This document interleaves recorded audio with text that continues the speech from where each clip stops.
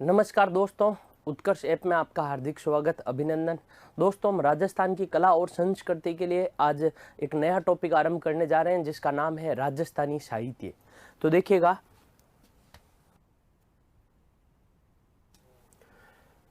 हमारा जो टॉपिक है वो टॉपिक है राजस्थानी साहित्य। राजस्थानी साहित्य एवं प्रमुख रचनाएं। राजस्थानी साहित्य एवं प्रमुख रचनाएं, ये हमारा टॉपिक है। हमारा जो टॉपिक है वो हमारा टॉपिक क्या है? राजस्थानी साहित्य एवं रचनाएं, है ना। देखिएगा, राजस्थान का जो साहित्य है ना, राजस्थान का जो साहित्य है वो कैसा साहित्य है, किस प्रकार का है, कितने चरणों में विकास हुआ, कुल कितने भागों में विभाजित किया गया है, कौन कौन से प्रमुख कवि हुए हैं, कौन कौन से प्रमुख कवियों ने विभिन्न प्रकार के ग्रंथों की रचना की, उन सब के बारे में हम सामान्य परिचय पढ़ेंगे। इससे पहले हम कुछ सामान्य फैक्ट पढ़ते हैं। जैसे राजस्थानी साहित्य की पहली रचना कौन सी है, राजस्थानी साहित्य में लिखा गया पहला नाटक कौन सा है, राजस्थानी साहित्य में लिखा गया पहला उपन्यास कौन सा है, इस प्रकार की हम महत्वपूर्ण बातें पढ़ते हैं। जैसे नंबर 1 है ना, राजस्थानी साहित्य की प्राचीनतम रचना। राजस्थानी साहित्य की किसकी याद रखिएगा? राजस्थानी साहित्य की प्राचीनतम रचना। सामान्य परिचय है भैया, है ना। राजस्थानी साहित्य की प्राचीनतम रचना। यदि आपसे पूछे ना कि राजस्थानी साहित्य की सबसे प्राचीनतम रचना कौन सी है, तो भारतेश्वर बाहुबली गौर, है ना, वज्रसेन सूरी ने लिखी थी। जो ग्रंथ है उस ग्रंथ का नाम क्या है? भारतेश्वर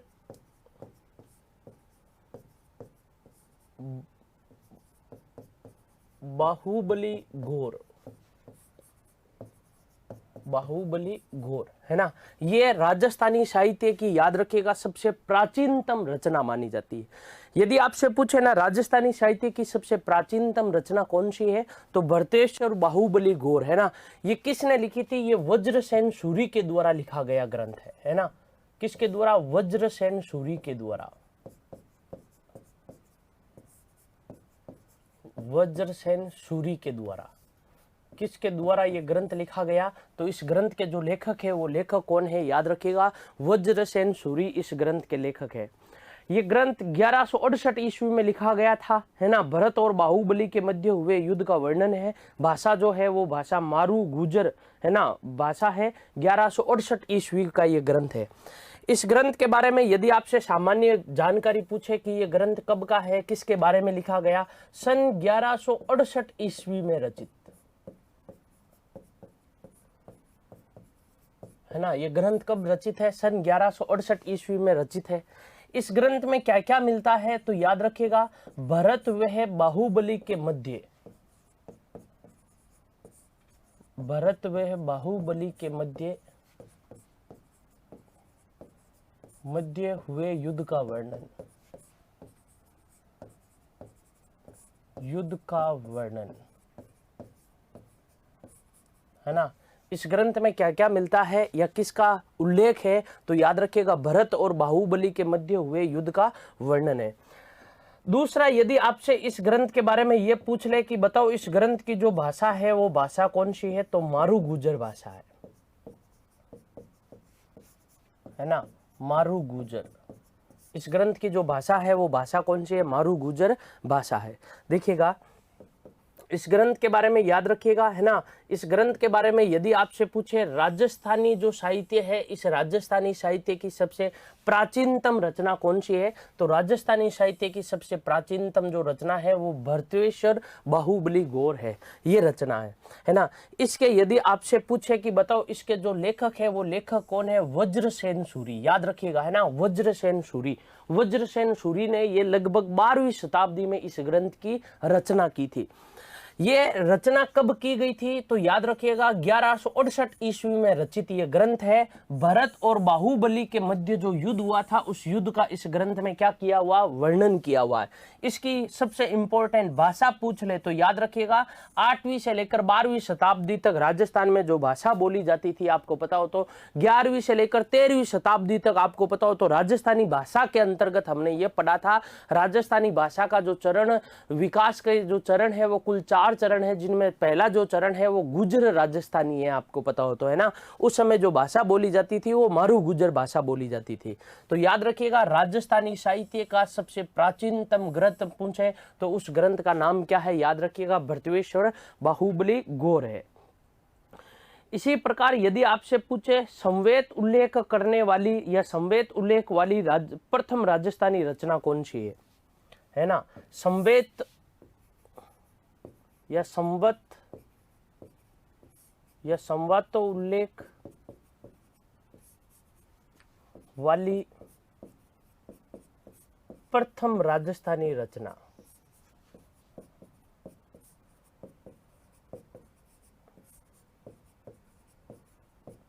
प्रथम राजस्थानी रचना, है ना। ऐसी कौन सी रचना है जो संवेद उल्लेख, है ना, संवत उल्लेख, डेट प्रमाणित राजस्थान की पहली ऐसी कौन सी रचना है ना। पहली ऐसी जो रचना है उसका नाम क्या है, भरत बाहुबली रास, है ना। शालिभद्र सूरी ने लिखा था ये ग्रंथ, याद रखिएगा, है ना। भरत बाहुबली रास जो रचना है, उस रचना का नाम क्या है, याद रखिएगा, उस रचना का नाम है भरत बाहुबली रास।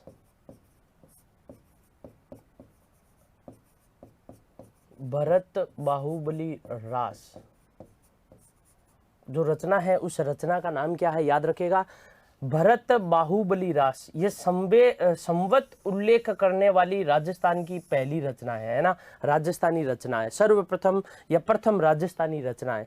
किसके द्वारा लिखी गई थी, तो याद रखिएगा, शालिभद्र सूरी के द्वारा, है ना। किसके द्वारा लिखी गई, तो ये लिखी गई थी शालिभद्र सूरी के द्वारा। इसी की भी यदि आपसे पूछे कि इस ग्रंथ की जो भाषा है वो भाषा कौन सी है, तो मारू गुर्जर भाषा है ना। इसकी जो भाषा है वो भाषा कौन सी है, मारू गुर्जर।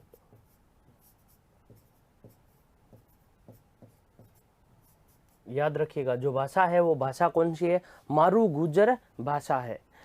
इसमें याद रखिएगा, भाषा में रचित, है ना, रास परंपरा में प्रथम और सर्वाधिक पाठखंड वाला काव्य है ना। भाषा में रचित, है ना, रास परंपरा में प्रथम ये जो ग्रंथ है वो भाषा में रचित,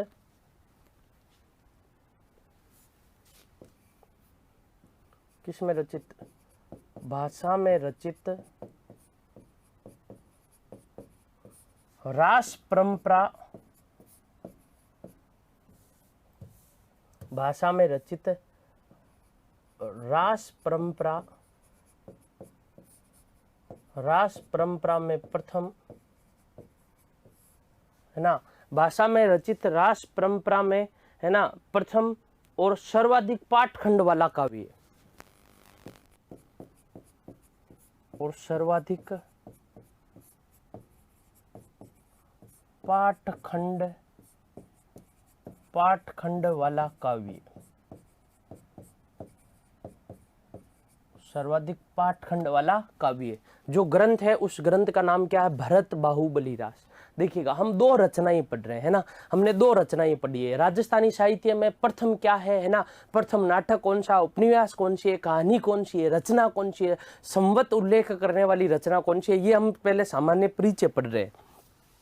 देखिएगा, प्रश्न जो है वो प्रश्न ये है कि संवेद तो उल्लेख यानी संवत उल्लेख करने वाली प्रथम राजस्थानी जो रचना है वो प्रथम राजस्थानी रचना कौन सी है।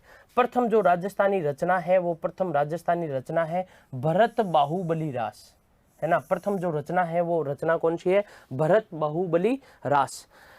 ये जो ग्रंथ है वो ग्रंथ किसने लिखा था, शालिभद्र सूरी के द्वारा ये ग्रंथ लिखा गया। इसकी जो भाषा है वो भाषा कौन सी है, याद रखिएगा, मारू गुर्जर, है ना। इसकी जो भाषा है वो भाषा कौन सी है, मारू गुर्जर भाषा है ना। भाषा में रचित, याद रखिएगा, रास परंपरा में प्रथम, भाषा में रचित रास परंपरा में प्रथम और सर्वाधिक, है ना, पाठखंड वाला यदि आपसे काव्य पूछे तो वो काव्य कौन सा है, याद रखिएगा, भरत बाहुबली रास है।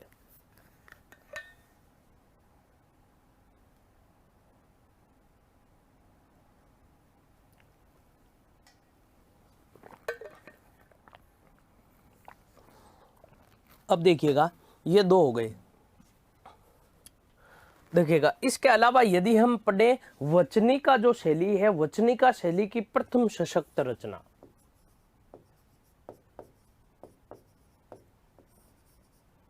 वचनिका शैली की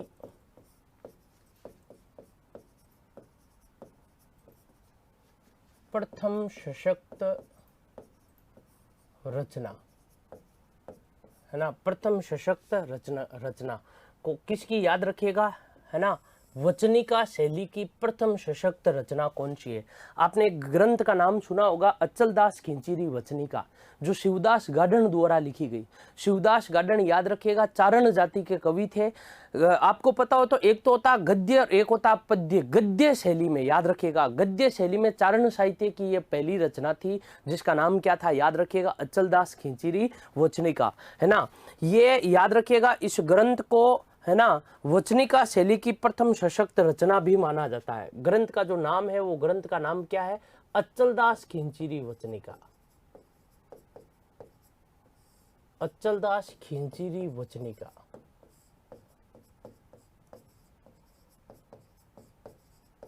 अचलदास खिंचीरी वचनिका याद रखिएगा। जो ग्रंथ है, ग्रंथ का नाम क्या है, अचलदास खिंचीरी वचनिका। ये ग्रंथ किसके द्वारा लिखा गया, तो ये ग्रंथ लिखा गया था शिवदास गार्डन के द्वारा। किसके द्वारा लिखा गया, शिवदास गार्डन के द्वारा। इस ग्रंथ के बारे में डिटेल से हम आगे पढ़ेंगे, है ना। इसमें जो गागरोन के शासक थे अचलदास खिंची, उसका वर्णन मिलता है। मांडू के शासक होशंगा शाह ने जब आक्रमण कर दिया था, इन दोनों का प्रत्यक्ष वर्णन मिलता है इस ग्रंथ में। सन 1423 ईस्वी का ये, है ना, युद्ध का प्रत्यक्ष वर्णन मिलता है इस ग्रंथ में। लेकिन इस ग्रंथ के बारे में यह भी कहा जाता है चारण साहित्य में, याद रखिएगा, कौन से साहित्य में, चारण साहित्य की प्रथम, या चारण साहित्य में गद्य शैली की प्रथम रचना, गद्य शैली की प्रथम रचना, है ना, याद रखिएगा, है ना। चारण साहित्य में गद्य शैली की ये प्रथम रचना है, एक ये भी इंपॉर्टेंट है ना। साथ में याद रखिएगा वचनिका शैली की, याद रखिएगा ये सशक्त रचना है, और चारण साहित्य में ये गद्य शैली की प्रथम रचना भी है। अब राजस्थानी भाषा का सबसे पहला यदि आपसे पूछे, है ना, उपन्यास कौन सा है ना, राजस्थानी भाषा का, है ना, प्रथम उपन्यास,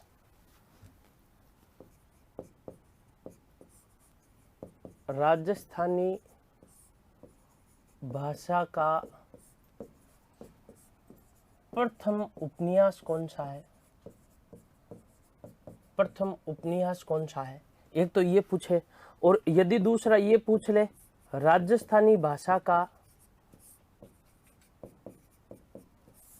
राजस्थानी भाषा का द्वितीय उपन्यास,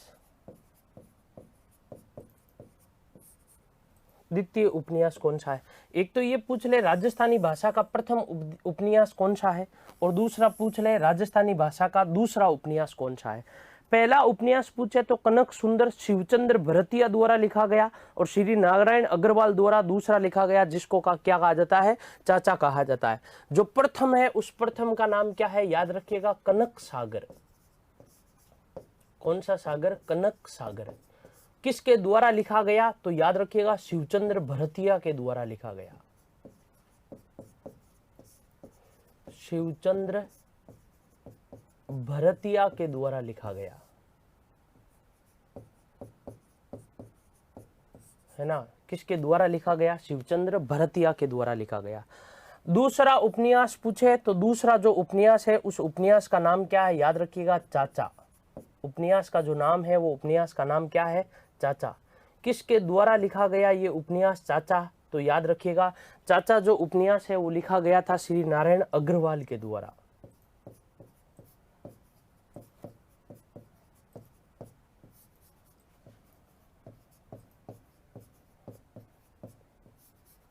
है ना, किसके द्वारा लिखा गया। दूसरा उपन्यास पूछे तो चाचा, और याद रखिएगा यदि आपसे पहला उपन्यास पूछे तो पहला उपन्यास कौन सा है, कनक सागर, है ना। राजस्थानी भाषा का प्रथम उपन्यास और राजस्थानी भाषा का द्वितीय उपन्यास, है ना। वचनिका शैली की प्रथम सशक्त रचना पूछे तो उस रचना का नाम क्या है, अचलदास खिंचीरी वचनिका। तो याद रहेगा वचनिका शैली की प्रथम सशक्त रचना पूछे या चारण साहित्य में गद्य शैली की प्रथम रचना पूछे तो वो कौन सा है, याद रखिएगा, है ना, इसके बारे में याद रखिएगा, है ना। अचलदास खींचीरी वचने का, है ना। प्रथम उपन्यास पूछे कनक सागर, द्वितीय पूछे तो याद रखिएगा चाचा।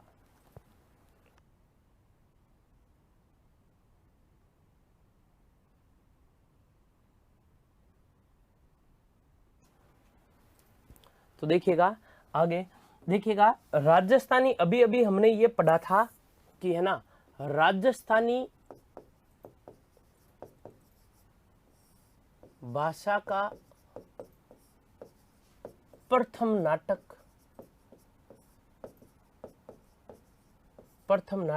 है ना, राजस्थानी भाषा की प्रथम कहानी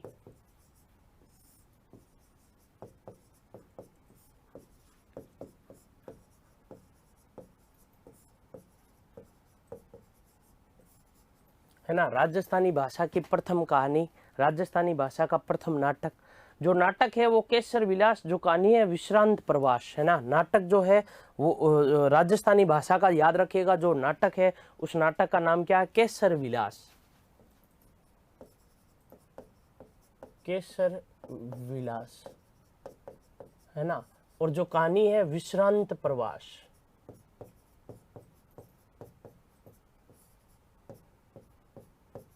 विश्रांत प्रवास। और याद रखिएगा जो नाटक है वो नाटक कौन सा है ना, केसर विलास नाटक, है ना। ये दोनों लिखने का, ये लिखा किसने, शिवचंद्र भरतिया ने, शिवचंद्र भरतिया ने लिखा था, है ना। ये भी किसने लिखा था, याद रखिएगा, शिवचंद्र भरतिया ने लिखा था।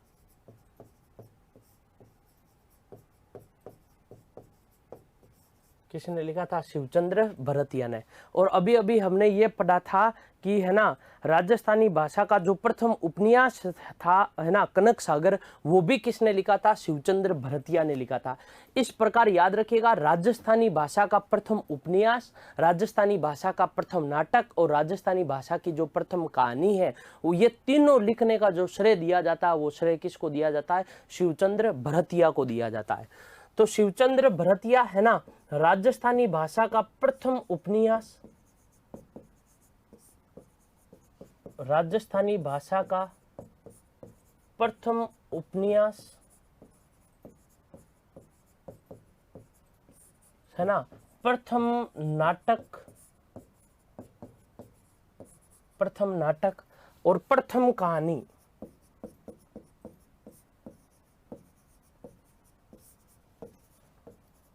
और प्रथम कहानी लिखने का श्रेय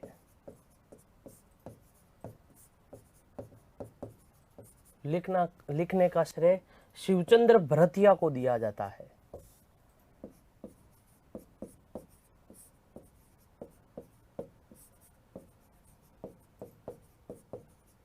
किसको दिया जाता है, शिवचंद्र भरतिया को दिया जाता है।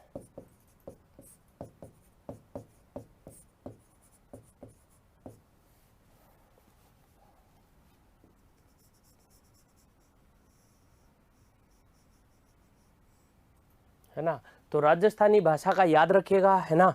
राजस्थानी जो भाषा है, इस राजस्थानी भाषा का, है ना, प्रथम उपन्यास, एक तो ये याद रखिएगा प्रथम उपन्यास, दूसरा याद रखिएगा प्रथम नाटक, और तीसरा याद रखिएगा प्रथम कहानी, है ना। प्रथम उपन्यास, प्रथम नाटक और प्रथम कहानी लिखने का जो श्रेय दिया जाता है, वो श्रेय किसको दिया जाता है, शिवचंद्र भरतिया को दिया जाता है। याद रखिएगा, है ना, शिवचंद्र भरतिया, जिन्होंने पहला नाटक लिखा था, याद रखिएगा, है ना। पहला नाटक कनक सागर इनका पहला नाटक था।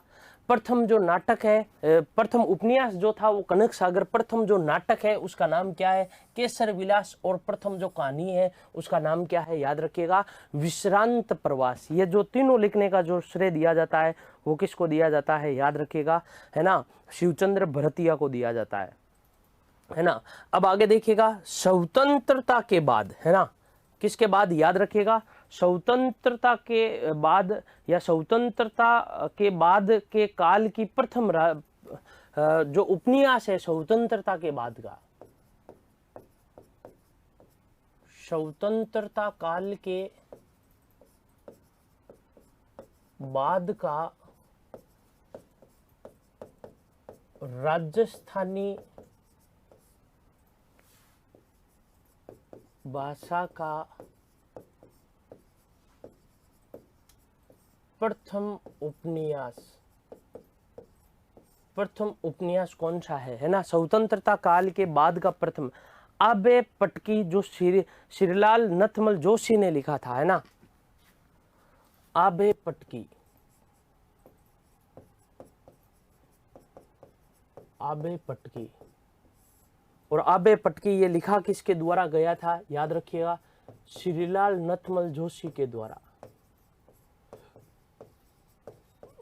श्रीमल नथमल जोशी के द्वारा ये लिखा गया था, है ना, इनके द्वारा। ये स्वतंत्रता के बाद का, याद रखिएगा, राजस्थानी भाषा का प्रथम उपन्यास है।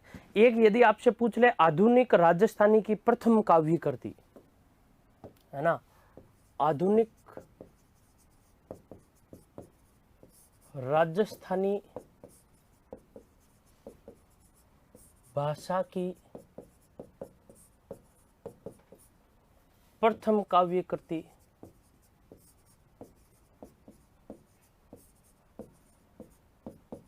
प्रथम काव्य कृति कौन सी? एक तो स्वतंत्रता काल के बाद का प्रथम उपन्यास, याद रखिएगा, आबे पटकी।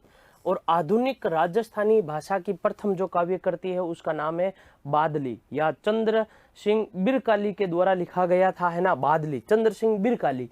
बीकानेर जिले में चंद्र सिंह का गांव था बिरकाली, और उस गांव के नाम पर ही उनका जो नामकरण हुआ था वो बिरकाली हुआ था, है ना।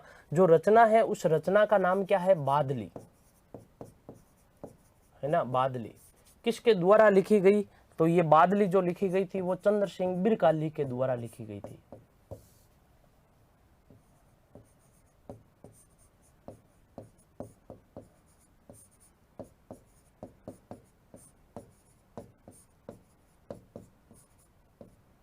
है ना, चंद्र सिंह बिरकाली के द्वारा ये रचना लिखी गई।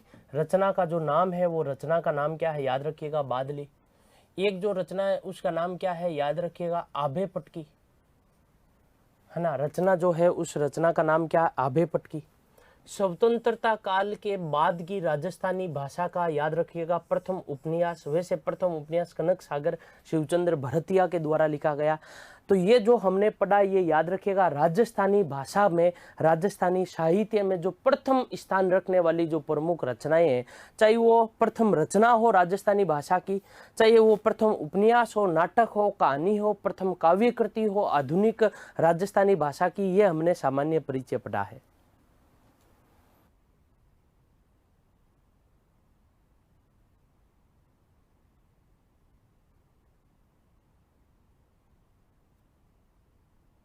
तो देखिएगा, एक बार वापस देखिएगा, राजस्थानी भाषा की प्रथम रचना पूछे आपसे कि राजस्थानी जो भाषा है, इस राजस्थानी भाषा की प्रथम रचना कौन सी है? भरतेश्वर बाहुबली गौर, है ना, भरतेश्वर बाहुबली गौर, ये राजस्थानी भाषा की, याद रखिएगा, प्रथम रचनाएं हैं। या हम यूं कह सकते हैं राजस्थानी भाषा की ये प्रथम रचना है, जो है ना 1168 ईस्वी में लिखी गई थी। यदि आपसे पूछे कब लिखी गई थी तो सन 1168 ईस्वी में ये लिखा गया था।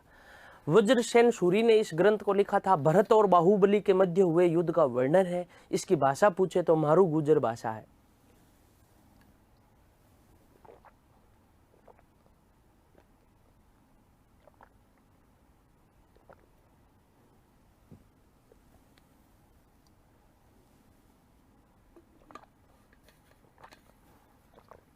देखिएगा, संवेद उल्लेख करने वाली प्रथम राजस्थानी रचना कौन सी है? भरत बाहुबली रास, शालीभद्र के द्वारा लिखी गई। भाषा कौन सी है? मारू गुजर।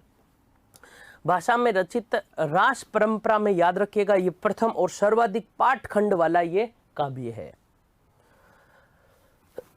आगे देखिएगा, वचनिका शैली में, याद रखिएगा, वचनिका शैली की प्रथम सशक्त रचना अचलदास खिंचीरी वचनिका। चारण जाति के जो कवि थे जिनका नाम था शिवदास गार्डन, शिवदास गार्डन ने इस ग्रंथ की रचना की थी। ये जो ग्रंथ है याद रखिएगा चारण साहित्य में गद्य से है ना, चारण साहित्य में गद्य शैली की प्रथम रचना है। प्रथम उपन्यास पूछे तो याद रखिएगा है ना, स्वतंत्रता काल का पूछे है ना, अभी हमने पढ़ा था आभे पटकी, स्वतंत्रता काल के बाद का है, श्रीलाल नथमल जोशी ने लिखा। और प्रथम उपन्यास पूछे कनक सागर शिवचंद्र भरतिया के द्वारा। दूसरा उपन्यास पूछे तो दूसरा जो उपन्यास है वो कौन सा है, चाचा, और किसके द्वारा लिखा गया, श्री नारायण अग्रवाल के द्वारा ये ग्रंथ ये उपन्यास लिखा गया था। राजस्थानी भाषा का प्रथम नाटक कौन सा है, केसर विलास, याद रखिएगा कौन सा विलास, केसर विलास शिवचंद्र भरतिया के द्वारा लिखा गया। और राजस्थानी भाषा की जो प्रथम कहानी है वो प्रथम कहानी कौन सी है, याद रखिएगा विश्रांत प्रवास शिवचंद्र भरतिया ने लिखी थी है ना। इस प्रकार राजस्थानी भाषा है इसमें प्रथम उपन्यास, नाटक और कहानी लिखने का जो श्रेय दिया जाता है वो किसको दिया जाता है, शिवचंद्र भरतिया को दिया जाता है। आगे देखिएगा स्वतंत्रता काल का के बाद का जो प्रथम उपन्यास है वो प्रथम उपन्यास कौन सा, आभे पटकी, किसने लिखा था, श्रीलाल नथमल जोशी ने लिखा था है ना। आधुनिक राजस्थानी भाषा की जो प्रथम काव्य कृति है वो प्रथम काव्य कृति कौन सी है, बादली। प्रथम जो काव्य कृति है प्रथम काव्य कृति कौन सी है, बादली। किसने लिखी थी, चंद्र सिंह बिरकाली के द्वारा लिखी गई थी है ना। किसने लिखी है तो चंद्र सिंह बिरकाली ने ये ग्रंथ लिखा था। अब देखिएगा, अब हम पढ़ते हैं जो राजस्थानी साहित्य है उस राजस्थानी साहित्य को कितने भागों में विभाजित किया जाता है। दो है, एक तो राजस्थानी साहित्य के विभिन्न प्रकार के हम यूं कह सकते हैं विषयगत या शैलीगत जो भाग है वो भाग कितने हैं है ना। राजस्थानी साहित्य के भाग,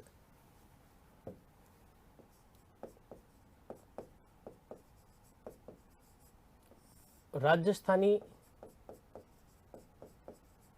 साहित्य के प्रमुख भाग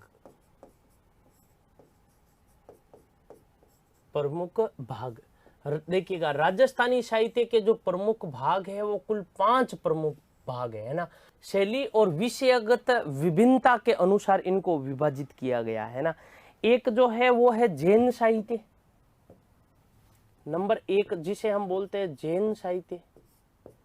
जैन ऋषि मुनियों के द्वारा लिखा गया जो साहित्य है उस साहित्य को क्या कहा जाता है, जैन साहित्य कहा जाता है। जैन साहित्य जो जैन धर्म के जितने भी आचार्य है, मुनि है, यति है, श्रावक है तथा जैन धर्म से प्रभावित साहित्यकारों द्वारा वृहद मात्रा में जो साहित्य रचा गया उसे क्या कहा जाता है, जैन साहित्य कहा जाता है। ये गद्य और पद्य दोनों शैली में मिलता है, याद रखिएगा है ना। जैन साहित्य क्या है ना, जैन धर्म पर आधारित साहित्य, जैन धर्म पर आधारित या जैन धर्म से प्रभावित होकर जिन्होंने लिखा या जैन धर्म पर आधारित जो साहित्य है,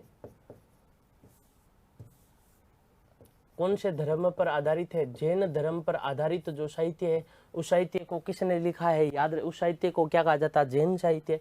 जैसे जैन आचार्यों है ना, श्रावकों, यतियों है ना, मुनियों द्वारा रचित साहित्य,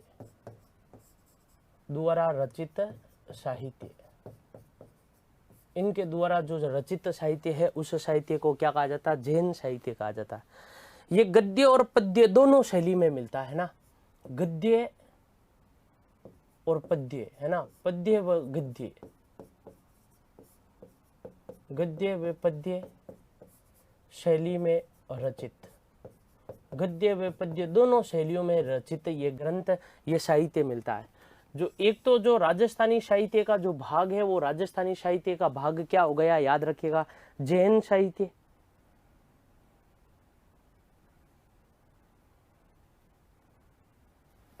एक दूसरा याद रखिएगा, दूसरा एक साहित्य है जिसको हम बोलते हैं चारण साहित्य।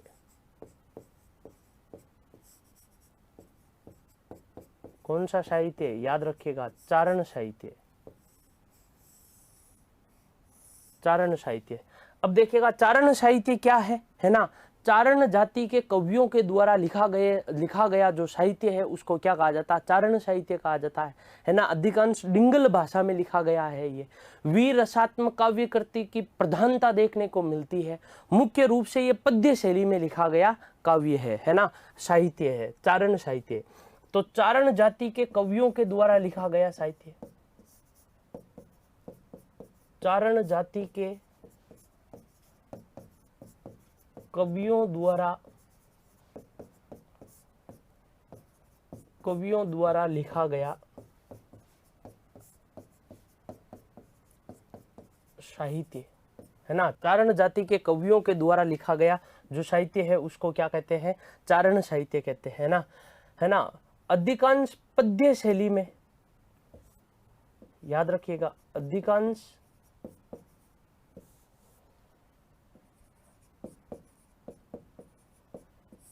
अधिकांश कौन सी शैली में?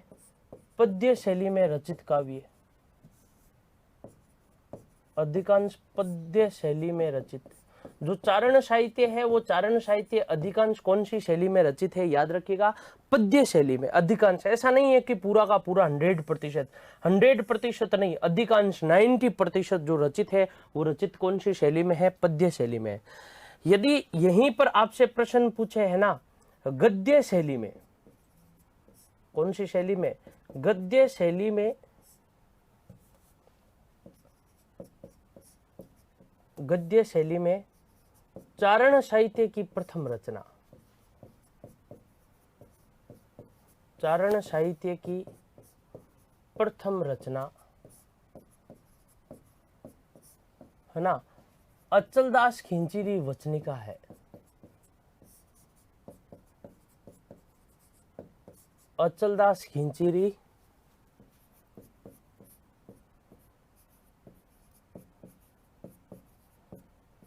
वचनिका है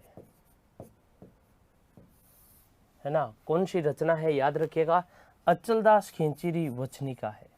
आगे बात समझ में है ना। जो ये याद रखिएगा, ये साहित्य वीर रसात्मक काव्य कृति में लिखा जाता है ना। अधिकांश जो चारण साहित्य है, ये चारण साहित्य वीर रसात्मक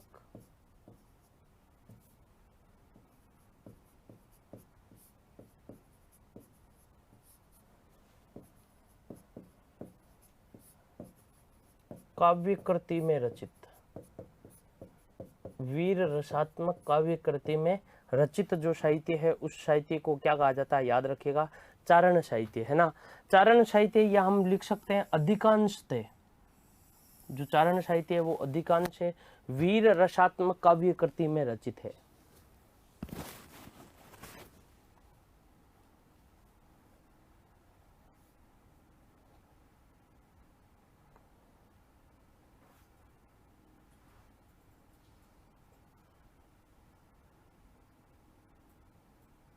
तो याद रखिएगा, जो चारण साहित्य है वो चारण साहित्य अधिकांश पद्य शैली में रचित है। गद्य शैली की आपसे रचना पूछे,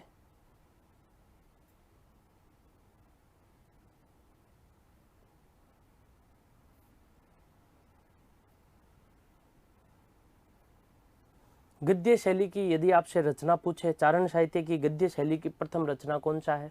कौन सी है? अचलदास खिंचीरी वचनिका है। चारण साहित्य वीर रसात्मक काव्य कृति में रचित है। चारण कवियों के द्वारा लिखा गया जो साहित्य है उसे क्या कहा जाता है? याद रखिएगा, चारण साहित्य। चारण जाति के कवियों के अधिकांश पद्य शैली में मिलते हैं। इसके उदाहरण, इसकी रचनाएं।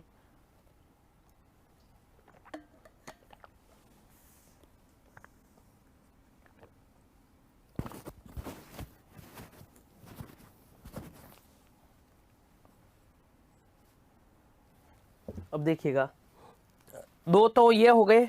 इसके अलावा नंबर 3 जिसे कहा जाता ब्राह्मण साहित्य, कौन सा साहित्य? याद रखिएगा, ब्राह्मण साहित्य है ना। कौन सा साहित्य? याद रखिएगा, ब्राह्मण साहित्य है ना। ब्राह्मण कवियों द्वारा लिखा गया साहित्य, ब्राह्मण कवियों द्वारा लिखा गया साहित्य,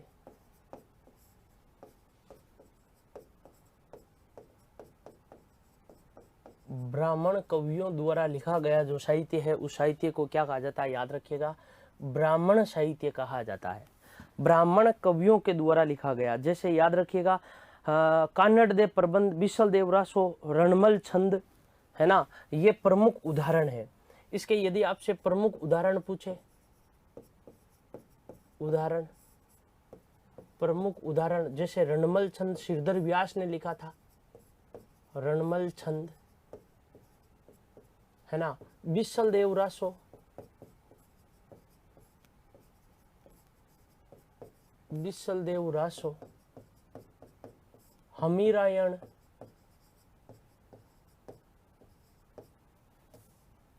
हमीरायण ये ग्रंथ है ना।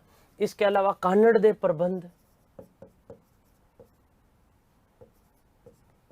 कानड़ दे प्रबंध, ये प्रमुख उदाहरण है, याद रखिएगा, कौन से साहित्य के, ब्राह्मण साहित्य के।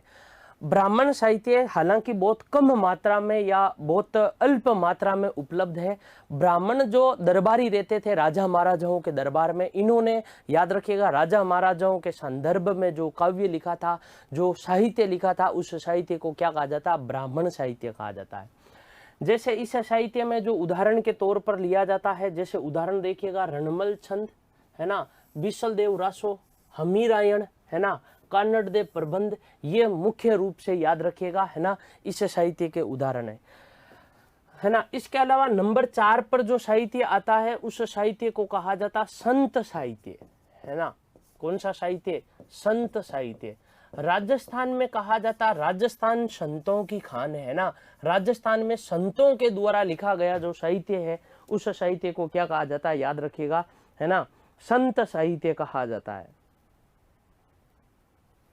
ना। ये अधिकांश जो रचनाएं हैं वो पद्य में है ना, है ना। भक्ति आंदोलन, भक्ति आंदोलन के दौरान, भक्ति आंदोलन के दौरान सगुण व निर्गुण, सगुण व निर्गुण संतों द्वारा लिखा गया साहित्य, लिखा गया साहित्य, है ना। अधिकांश जो है वो अधिकांश पद्य शैली में उपलब्ध मिलता है। अधिकांश यह साहित्य पद्यमय शैली में उपलब्ध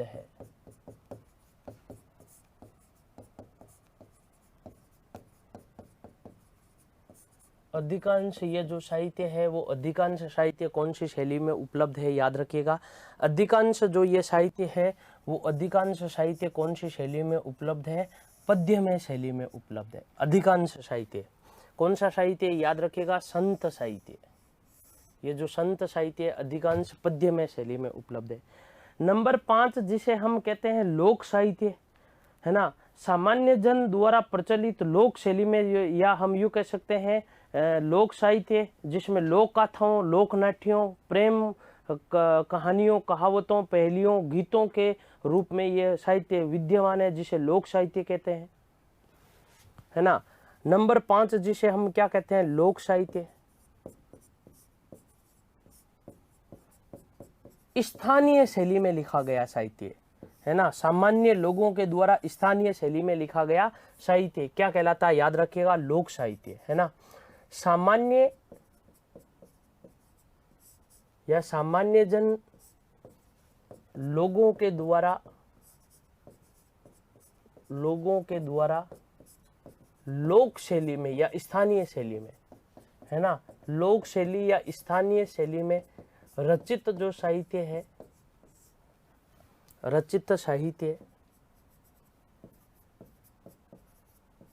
रचित साहित्य, उसको हम क्या कहते हैं, याद रखिएगा, लोक साहित्य कहते हैं।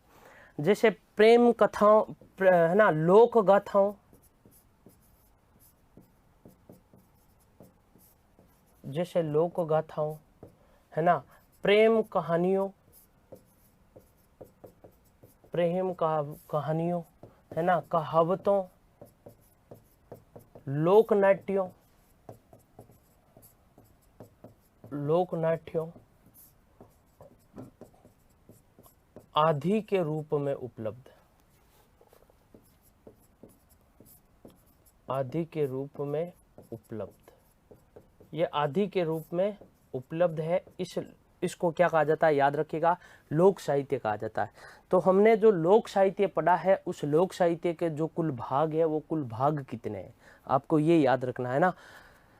यदि आपसे पूछे कुल भाग कितने हैं, या राजस्थानी जो लोक साहित्य है उस लोक साहित्य को कुल कितने भागों में विभाजित किया जाता है, तो याद रखिएगा कुल 5 भागों में विभाजित किया जाता है।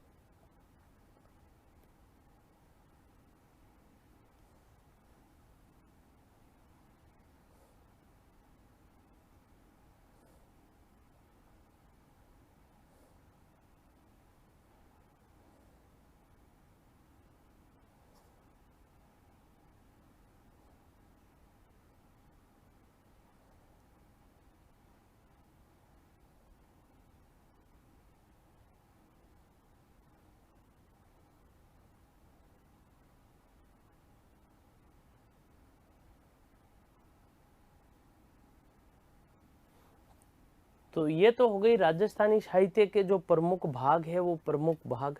अब राजस्थानी साहित्य की अनेक प्रकार की विधाएं हैं।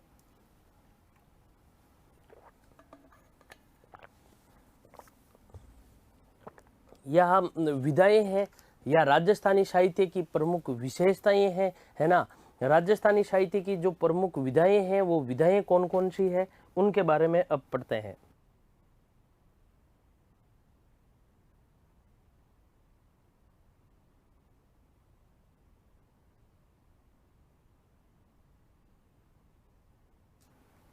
देखिएगा, राजस्थानी साहित्य की यदि हम बात करें विधाओं की, है ना,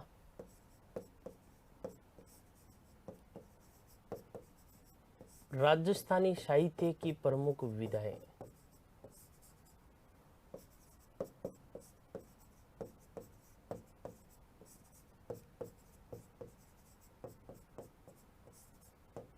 है ना, राजस्थानी साहित्य की प्रमुख विधाएं। राजस्थानी साहित्य की जैसे ख्यात हो गया, वंशावली हो गया, है ना, ये विधाएं हैं। जैसे देखिएगा ख्यात, है ना, ख्यात, इसके अलावा वंशावली, वंशावली, है ना, रासो हो गया, दवादेत हो गया, दवादेत हो गया, है ना। इसके अलावा वचनिका हो गया, वात हो गया, वात हो गया, ख्याल, वंशावली, रासो, दवादेत, वचनिका, है ना। एक होता प्रकाश, एक जो होता है वो क्या होता है, प्रकाश, प्रकाश। एक जो होता है उसे क्या कहा जाता है, याद रखिएगा, है ना, मर्ष्या कहा जाता है, मर्ष्या कहा जाता है। एक विगत होता है, याद रखिएगा, जैसे मारवाड़रा प्रगनारी विगत, है ना, मारवाड़रा प्रगनारी विगत। एक होता है वेली, जैसे वेली किशन रुखमणिरी ख्यात, वेली किशन रुखमणिरी ख्यात। ये राजस्थानी साहित्य की, याद रखिएगा, प्रमुख विधाएं हैं।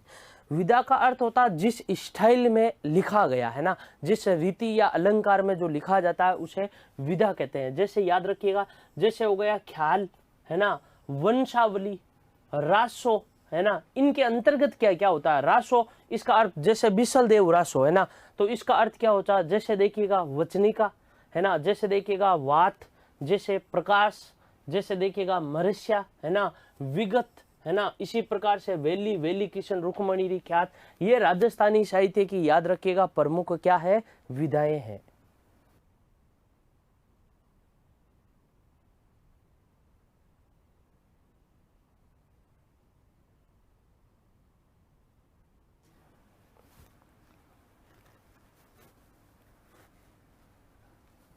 जैसे देखिएगा, सबसे पहले पढ़ते हैं जो ख्यात साहित्य होता है, वो ख्यात साहित्य क्या होता है, कौन सा साहित्य, याद रखिएगा, ख्यात साहित्य, है ना। ख्यात जो साहित्य होता है, ये ख्यात साहित्य क्या होता है, इंपॉर्टेंट है ना। ख्यात साहित्य किसे कहते हैं? जो ख्यात साहित्य होता है वो ख्यात साहित्य होता है क्या है ना, ये इतिहास पूर्वक ग्रंथ होते हैं जिसकी रचना जो उस समय के या तत्कालीन जो शासक होते हैं उनकी मान मर्यादा वंशावली के चित्रण हेतु जो करवाई जाती है उसे क्या कहा जाता है? ख्यात। जैसे मूणोत नैनशीरी ख्यात, है ना, दयालदासरी ख्यात, है ना, बीकानेर के राठौड़ों ख्यात, है ना, उसे क्या कहा जाता है? ख्यात कहा जाता है। जैसे इतिहास पूर्वक ग्रंथ, इतिहास पूर्वक ग्रंथ, इतिहास पूर्वक ग्रंथ, है ना, इतिहास पूर्वक ग्रंथ। तत्कालीन जो शासक होते हैं वो तत्कालीन शासक अपनी मान मर्यादा, अपनी वंशावली का जो चित्रण है वो अपने जितने भी वंशावली होती है, अपने मान मर्यादा होते हैं, अपने गुण होते हैं, उनका याद रखिएगा, उनको जो लिखवाया जाता है या जिनकी रचना जिस साहित्य में की जाती है उसे क्या कहा जाता है? ख्यात कहा जाता है। याद रखिएगा, इस साहित्य में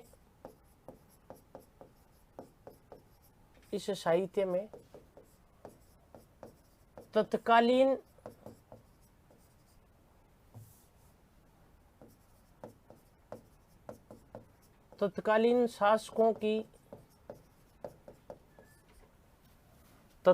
शासकों की स्थिति मान मर्यादा, है ना, मान मर्यादा और तत्कालीन शासकों की, है ना, स्थिति मान मर्यादा और,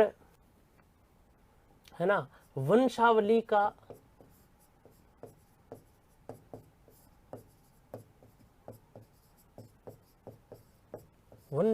का चित्रण। याद रखिएगा, किसका चित्रण? तत्कालीन शासकों की स्थिति, तत्कालीन शासकों की स्थिति, मान मर्यादा और वंशावली का चित्रण किया गया है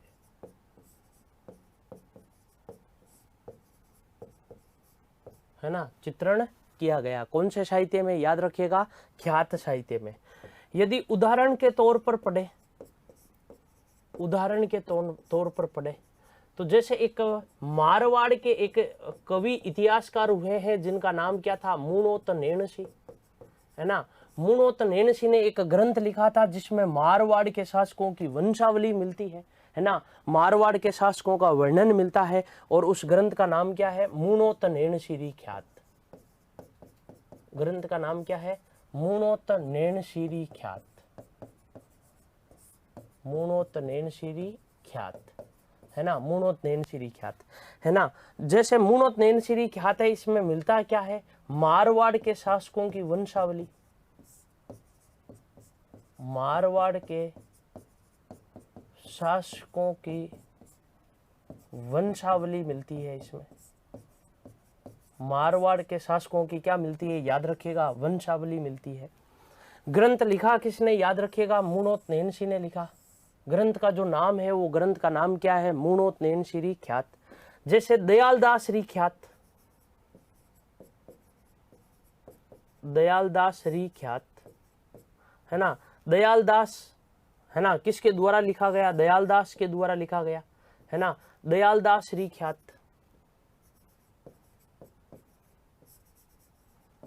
दयालदासरी ख्यात, है ना। इसमें क्या मिलता है? याद रखिएगा, है ना, बीकानेर के जो राठौड़ वंश है, बीकानेर के राठौड़ वंश के शासकों की वंशावली, बीकानेर के राठौड़ वंश के शासकों की वंशावली, शासकों की वंशावली, बीकानेर के राठौड़ वंश के शासकों की क्या मिलती है? वंशावली मिलती है। जो ख्यात साहित्य होता है, ख्यात साहित्य, हम कौन से साहित्य को ख्यात साहित्य कहते हैं? ख्यात साहित्य इतिहास पूर्वक वह ग्रंथ जिनका इतिहासकार ने या कवि ने तत्कालीन शासकों की स्थिति के बारे में लिखा है, उनके मान मर्यादा के बारे में लिखा, उनकी जो याद रखिएगा वंशावली है ना, ये जो मिलती है वो किस में मिलती है? ख्यात साहित्य। ख्यात साहित्य, जो भी ख्यात साहित्य की प्रधानता है वो ख्यात साहित्य जब भी आए तो याद रखिएगा इसमें या तो किसी तत्कालीन शासक की स्थिति का वर्णन किया गया, मान मर्यादा का वर्णन किया गया, या फिर वंशावली का वर्णन किया गया। उदाहरण के तौर पर पढ़े तो उदाहरण के तौर पर देखिएगा मूणोत नैनसी, जिन्होंने एक ग्रंथ लिखा मूणोत नैनसिरी ख्यात। जो मूणोत नैनसिरी ख्यात है वो याद रखिएगा, है ना, मूणोत नैनसिरी ख्यात, इसमें मारवाड़ के शासकों की वंशावली है। तत्कालीन शासक जैसे महाराजा जसवंत सिंह प्रथम की स्थिति का वर्णन मिलता है, मारवाड़ के शासकों की मान मर्यादाओं का वर्णन मिलता है। दयालदास ने दयालदासरी ख्यात नामक ग्रंथ लिखा, जिसमें बीकानेर के राठौड़ वंश के जो शासक है उनकी वंशावली का क्या मिलता है? वर्णन मिलता है।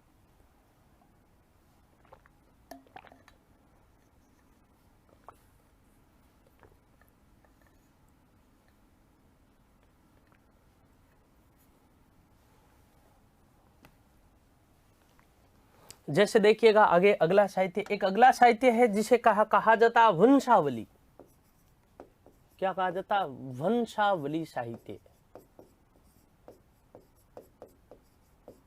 कौन सा साहित्य? वंशावली साहित्य, है ना। वह रचनाएं जिसमें याद रखिएगा, है ना, वह रचनाएं जिसमें किसी वंश की विस्तृत रूप से वंशावली का वर्णन किया गया हो, जैसे राठौड़ों की वंशावली, है ना। ये जो ग्रंथ होते हैं जिसमें किसी वंश की वंशावली का वर्णन विस्तृत रूप से कर रखा होता है, उस साहित्य को क्या कहा जाता है? वंशावली साहित्य कहा जाता है।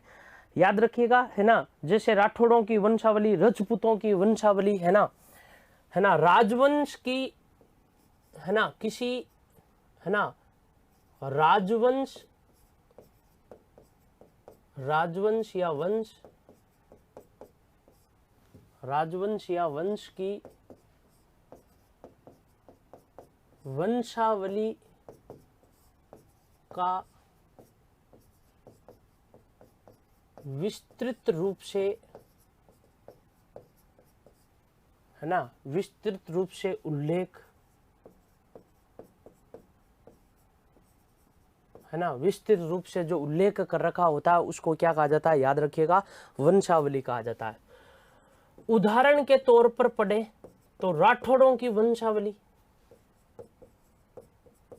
है ना, राठौड़ों की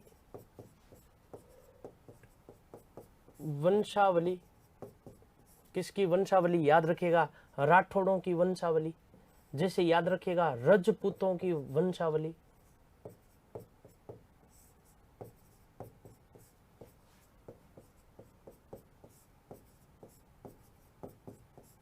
है ना। जैसे उदाहरण के तौर पर हम ले तो याद रखिएगा, जैसे राठौड़ों की वंशावली, राजपूतों की याद रखिएगा वंशावली, उसको क्या कहा जाता है? याद रखिएगा, है ना, वंशावली कहा जाता है। उसी प्रकार से होता है वात, है ना, उसी प्रकार से एक साहित्य होता है जिस साहित्य को क्या कहा जाता है? वात साहित्य। कौन सा साहित्य? वात साहित्य। वात का जो अर्थ होता है वो कहने या कहानी से है। वात का अर्थ जो होता है वो कहानी से होता है, कहानी या कहने से, है ना। किसका अर्थ? याद रखिएगा, जो वात का अर्थ होता है वो वात का अर्थ क्या होता है? कहानी से होता है या कहने से होता है।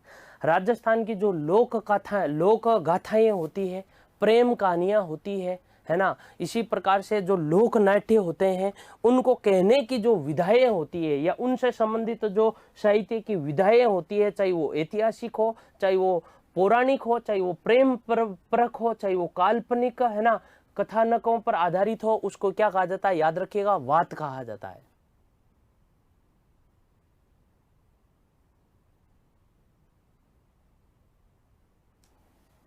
तो याद रखिएगा, चाहे हम बात करें, है ना, इसके अंतर्गत ऐतिहासिक की,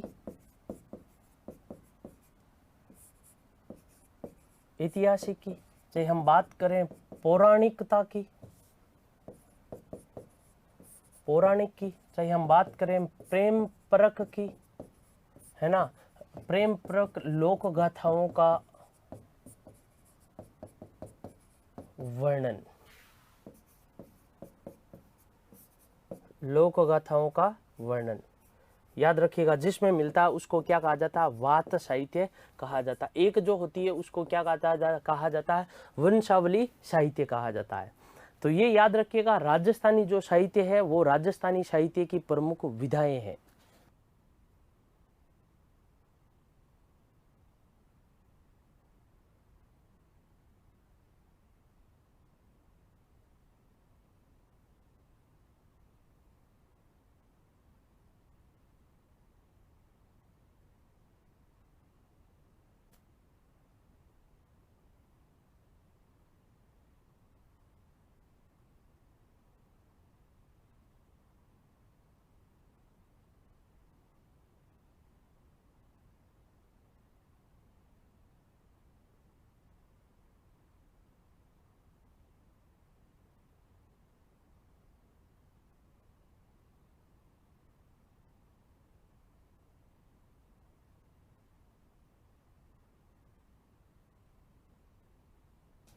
तो देखिएगा, राजस्थानी साहित्य की यदि हम बात करें विधाओं की, ये प्रमुख विधाएं हैं। जैसे है ना, ख्यात विधा हो गई, है ना, वंशावली हो गई, है ना, इसी प्रकार से रासो है, इसी प्रकार से दवादेत है ना, उसी प्रकार से वचनिका है, उसी प्रकार से क्या है, वात है, उसी प्रकार से प्रकाश है, मरस्या है ना, किसी व्यक्ति की मरण स्मृति में लिखा गया जो साहित्य होता है उसे मरस्या कहते हैं। बीते हुए घटनाओं का उल्लेख विगत में किया जाता है। वेली के अंतर्गत किसी की प्रशंसा कर रखी होती है ना, या हम यूं कह सकते हैं शुभ अवसरों का वर्णन होता है। इसमें यदि हम बात करें तो देखिएगा, ख्यात साहित्य सबसे इंपॉर्टेंट, तत्कालीन जो शासक होते हैं उनकी स्थिति, मान मर्यादा और वंशावली का जो चित्रण होता है वो ख्यात साहित्य में कर रखा होता है।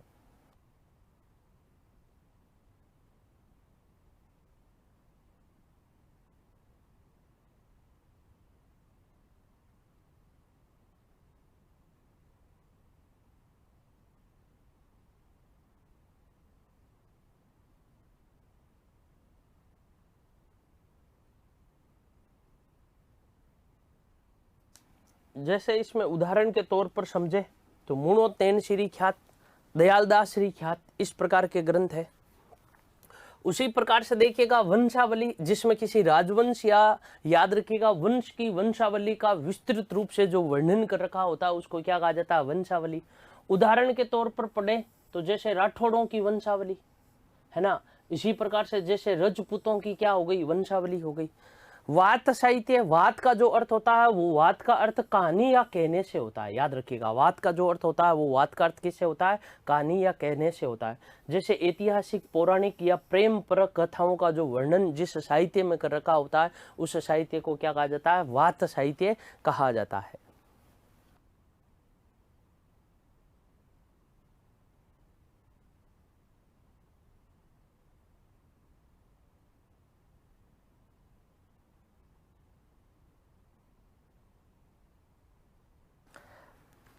तो ये समझ में आ गया। ये जो हम पढ़ रहे हैं ये राजस्थानी जो साहित्य है, राजस्थानी साहित्य की प्रमुख विधाएं हैं, है ना।